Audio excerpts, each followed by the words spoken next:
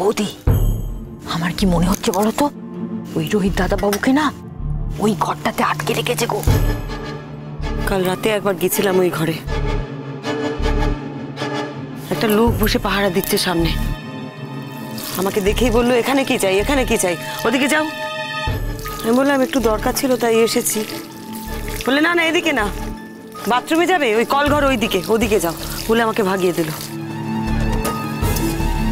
সব সময় কেউ না কেউ পাহারা দিচ্ছে। কি করে যে তোমাদের রোহিতদার সাথে দেখা করব সেটাই বুঝতে পারছি না মিঠুদি। তাছাড়া আমাদের ওই নদীর পাড়েই বা নিয়ে যেতে চাইছে কেন বলো তো? কি জানি বৌদি, আমিও না ঠিক বুঝতে পারছি না। কিন্তু যে করেই হোক, ওই যে দাদাবাবুগুলো আমাদের এখানে পৌঁছে দিয়ে গেছে, ওরা তো ওই শহরগঞ্জের হোটেলে আছে, ওদের কাছে গিয়ে একবার খবরটা তো দিয়েই আসতে হবে। যাবে, কিন্তু তুমি যাবে কিভাবে সেটা আমাকে বলো। শোনো, ওই এই দিকটা না তুমি একটু দেখে শুনে রাখবে। ওই খুব ভোরবেলা ওদের ঘুম থেকে ওঠার আগেই আমাকে চলে যেতে হবে। আরে বাবা, সব সময় কেউ না কেউ পাহারা দিচ্ছে, এদিক ওদিক সেদিক, তুমি যাবে কি করে, বেরোবে কি করে এখান থেকে? আস্তে আস্তে আস্তে, পাহারার দিকে যাক না, ওরাও তো মানুষ নাকি, ওদেরও তো ঘুম নিদ্রে আছে। আমি আজ না তোমার থেকে ভোরে ঘুম থেকে উঠেছি, আমি ওই দিকটায় যাচ্ছিলাম, আমি দেখেছি লোকটা না ঘুমে একবারে ঢুলে পড়ছে। কিন্তু মিঠুদি, তুমি ভোরবেলা উঠে অত দূর যাবে ওই শহরে গোয়েন্দাদের খবর দিতে, আবার এরা ঘুম থেকে ওঠার আগে ফিরে আসবে, কি করে করবে তুমি, আমি ঠিক বুঝতে পারছি না। ও হয়ে যাবে, তুমি শুধু এদিকটা একটু দেখে নিও। যদি কেউ জিজ্ঞেস করে বলবে ওই নদীর পাড়ে গেছি কিংবা গ্রামের রাস্তায় একটু হাঁটতে গেছি। আরে ততক্ষণে খবরটা তো আমার দেয়া হয়ে যাবে। কিন্তু এইভাবে রোজ রোজ খবর দেয়া সম্ভব? আর আশ্চর্য ব্যাপার দেখো, ওরাও তো আমাদের সাথে যোগাযোগই করছে না। আমাদের ফোন দুটো তো ওরা জমা নিয়ে নিয়েছে, আর ওরা যে ওই ছোট ফোনটা দিয়েছে ওটা তো লুকিয়ে রেখেছি। কালকে রাত্রে আমি একবার ফোন করার চেষ্টা করছিলাম ঘরের ভেতর থেকে, নেটওয়ার্কই পাচ্ছি না। ও বৌদি, ফোনেও সব কিছু লিখে লিখে পাঠায় না, তুমি ওটা করে দাও না।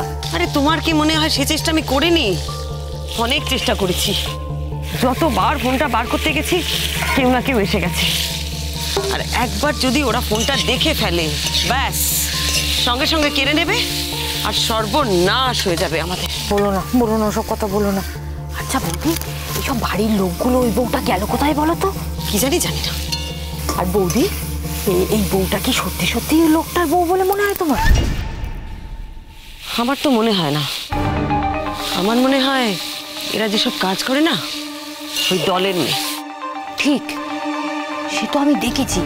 তো বৌদি, এখন আমাদের কি করণীয়? এখন দাদাবাবুর ঘরের দিকটায় তুমি একটু যাও না, একটু উঁকি ঝুঁকি মেরে এসো না। দেখো না, যদি ফুটো পাটা দিয়ে একটু কিছু দেখা যায় তাহলেও তো অনেকটা হয়। একটা ব্যাপারে তো নিশ্চিন্ত হওয়া যাবে যে দাদাবাবু অন্তত এখানেই আছে। সেইটুকুনি খবর যদি আমরা জানতে পারি, আর যে বাবুরা আমাদের এখানে পাঠিয়েছে তাদের গিয়ে খবরটা দিয়ে আসতে পারলেই তো হবে। ওরা পুলিশ নিয়ে এসে উদ্ধার করবে বা কিছু একটা করবে।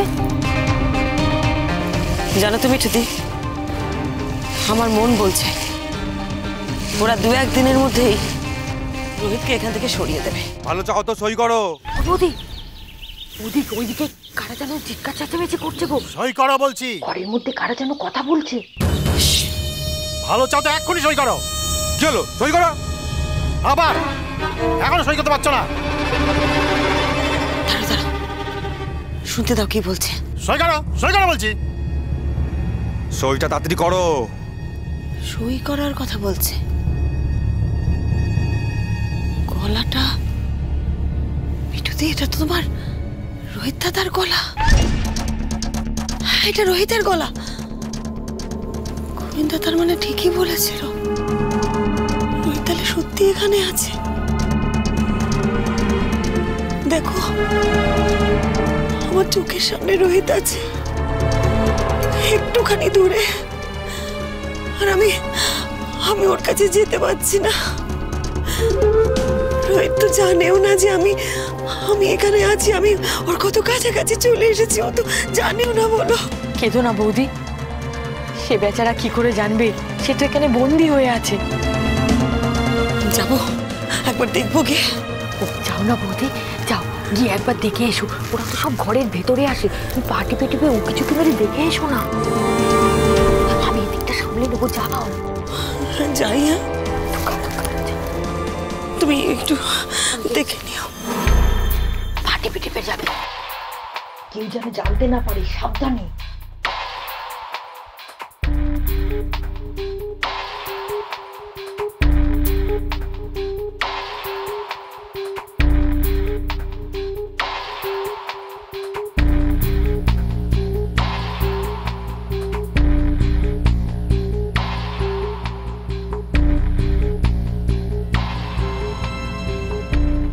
কি গো, তুমি একা কেন? আরেকজন কোথায়? আরেকজন বৌদি তো এক্ষুনি এখানেই ছিল। ও ওই দিকটায় গেছে মনে হয়। বৌদি? তুমি তো তাকে দিদি বলো, বৌদি হলো কখন? আর বলবেন না, একই বাপের বাড়ির লোক তো আমরা। আগে তো ওই দিদি বলেই ডাকতাম, তারপরে যে গায়ে ওনার বিয়ে হয় সেখানে তো আমাকেও সম্বন্ধ করে বিয়ে দিয়ে নিয়ে আসে। ওই তখন থেকে আবার বৌদি বলে ডাকতে শুরু করি। ওই তাই কখনো বৌদি হয়ে যায়, কখনো দিদি হয়ে যায়, এই আর কি। তা তোমার দিদি না বৌদি এই সকালবেলা কাজ ফেলে গেল কোথায়? এই তো এতক্ষণ এখানেই ছিল, বসে রান্না করছিল। ওই এখন একটু গেল বাইরের দিকে। আমিও তো বাইরের দিক থেকে এলাম, কই দেখলাম না তো। দেখতে পেলেন না বুঝি? আছি এখানে কোথাও।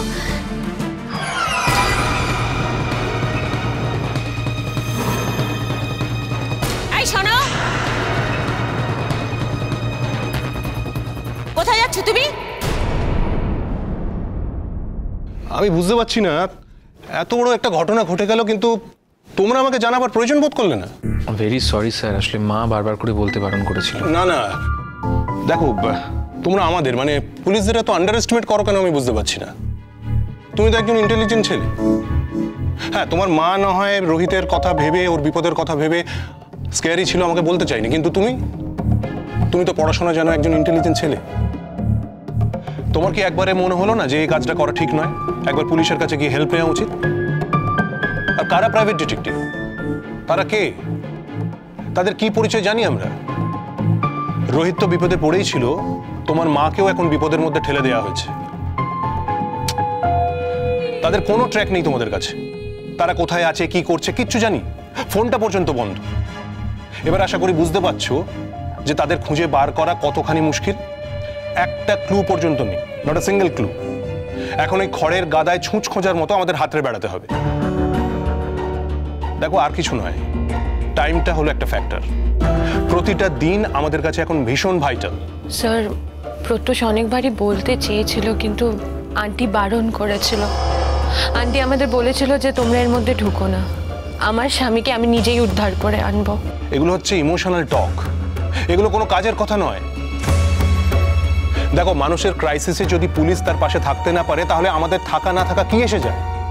আর ওরাই বা এমন কি শক্তিশালী যে আমরা জেনে গেলে রোহিতকে সঙ্গে সঙ্গে গুলি করে মারবে? আর এরই মধ্যে যে কোনো অঘটন ঘটে যায়নি তাই বা কে গ্যারান্টি দিতে পারে? আর তাছাড়া রোহিত যথেষ্ট বুদ্ধিমান ছেলে।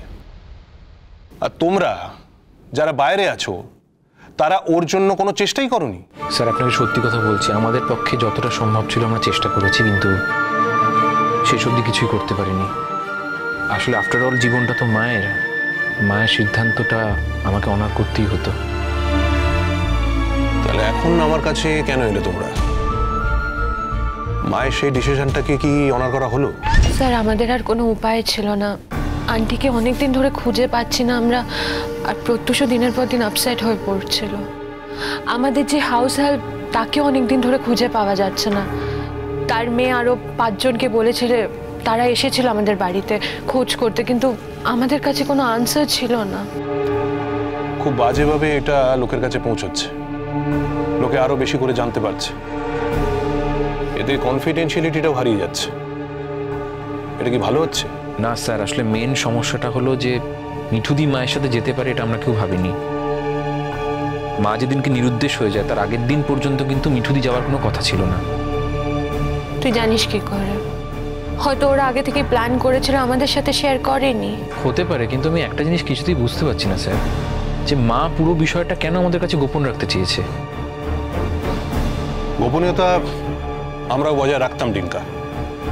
আসলে আমরা যারা এই কাজটার সঙ্গে জড়িত না, আমরা ভালো করে জানি আমাদেরকে কি করতে হবে কি করতে হবে না। তোমরা যারা আমাদের কাজের সঙ্গে ওয়াকিবহল নয় তারা সেটা বুঝবে না। আমাদেরও কিছু সোর্স থাকে, আমরাও খবরটাকে বের করে আনতে পারি। আর তোমাদের প্রাইভেট ডিটেকটিভ কি করেছে সে? আর ও এমন কি কাজ করতে পারে যেটা পুলিশ পারে না? আর কি করেছেই বা তারা?